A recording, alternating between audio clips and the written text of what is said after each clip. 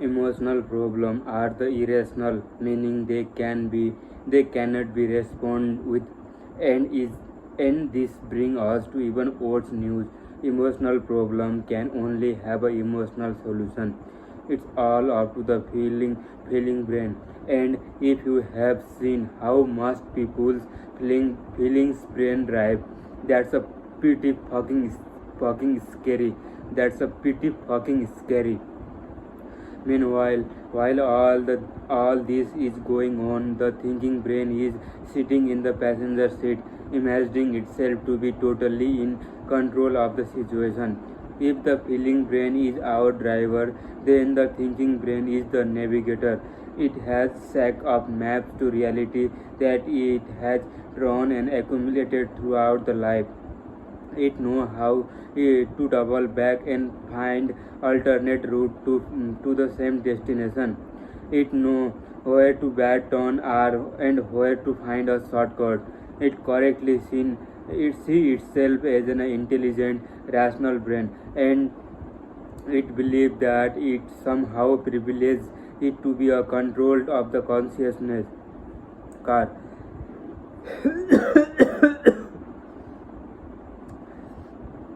But alas, but alas, it does not. As Daniel Kahneman once put it, the thinking brain is the supporting character who imagines herself to be the hero. Even if sometimes they cannot stand each other, our two brains need each other. The feeling brain generates a emotion that causes us to move into action, and the thinking brain suggests where to direct that action. The key word here is suggest.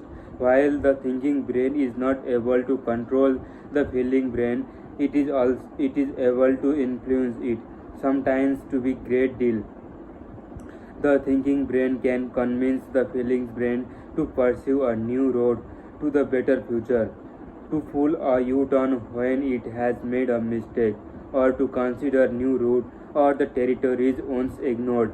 But this feeling brain is stubborn, and if it wants to go into the one direction, it will drive the way no matter how many facts or the data. The thinking brain provide moral psychologist Jonathan Hadid compares and the two brains to an elephant and its rider. The rider can gently steer and pull the elephant in a particular direction, but ultimately the elephant is going to go where it wants to go. The clown car. The feeling brain, as great as it is, has its dark side. In the consciousness car, your feeling brain is like a verbally abusive boyfriend who refuses to pull over and asks for the direction. He hates being told where to go, and he will absolutely make you fucking miserable if you question his driving. In order to avoid the psychological curveballs and maintain a sense of hope, the thinking brain develops a tendency to draw a map explaining or the justifying where the feeling brain has already decided it wants to go. If the feeling brain wants ice cream, instead of contradicting it with the fact about processed sugar and the excess calorie, your thinking brain decide, you know what, I worked hard today, I deserve some ice cream, and your feeling brain respond with a sense of ease and the satisfaction. Uh,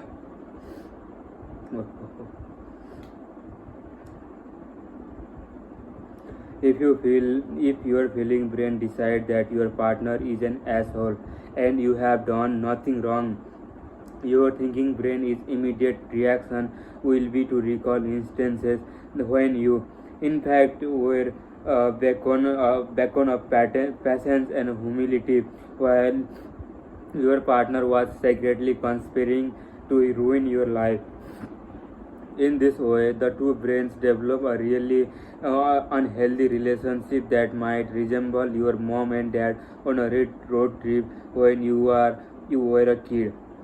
The thinking brain makes a sit up that a feeling brain wants to hear, and in return, feeling brains promises not to carry up the side of the road, killing everyone.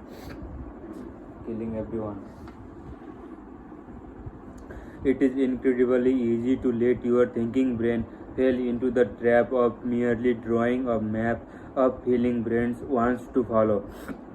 This is called the self-serving bias, and it is the basis of pretty much everything awful about the humanity.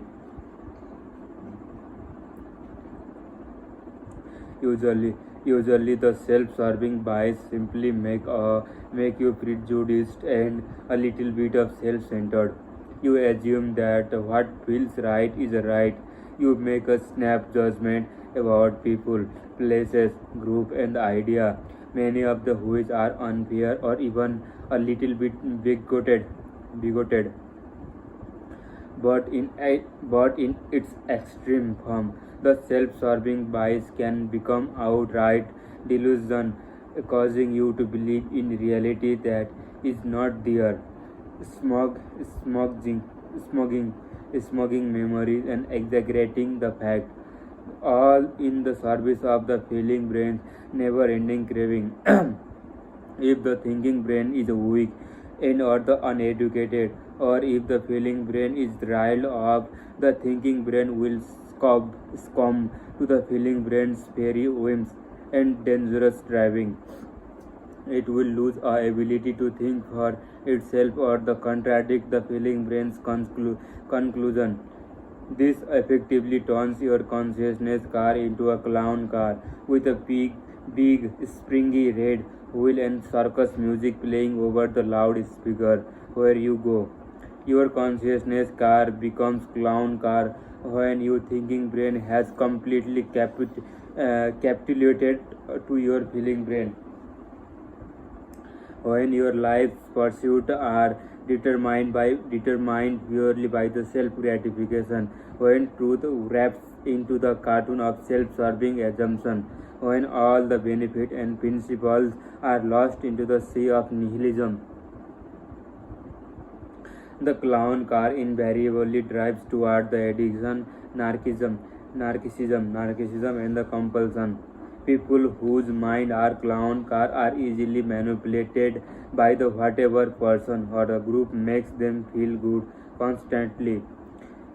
Whether it is religious leader, political self-help group, or the sinister internet forum, a clown car will gladly steamroll other consciousness car, that is other people, with the big red robbery tire because its thinking brain will justify this by saying they deserve it.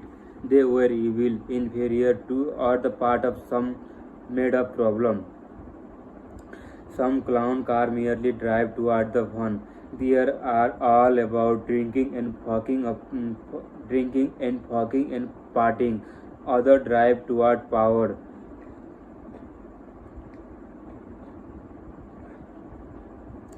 These are the most dangerous clown car, as their thinking brains set to work justifying their abuses and subjugation of others through the intellectual sounding theory about the economics, politics, race, genetics, gender, biology, history, and so on.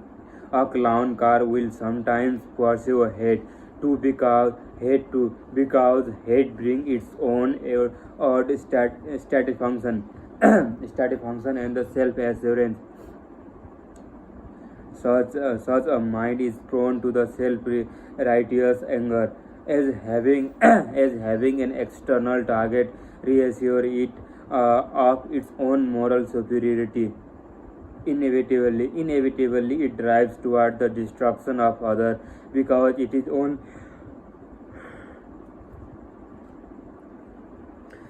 only through the destruction and the subjugation of the outer world that its endless inner impulses can be satisfied.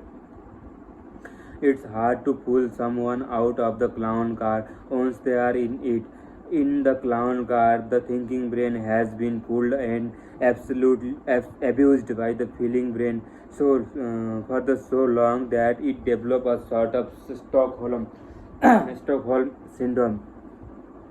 It can't imagine a life beyond pleasing and justifying the feeling brain. It cannot fathom contraindicating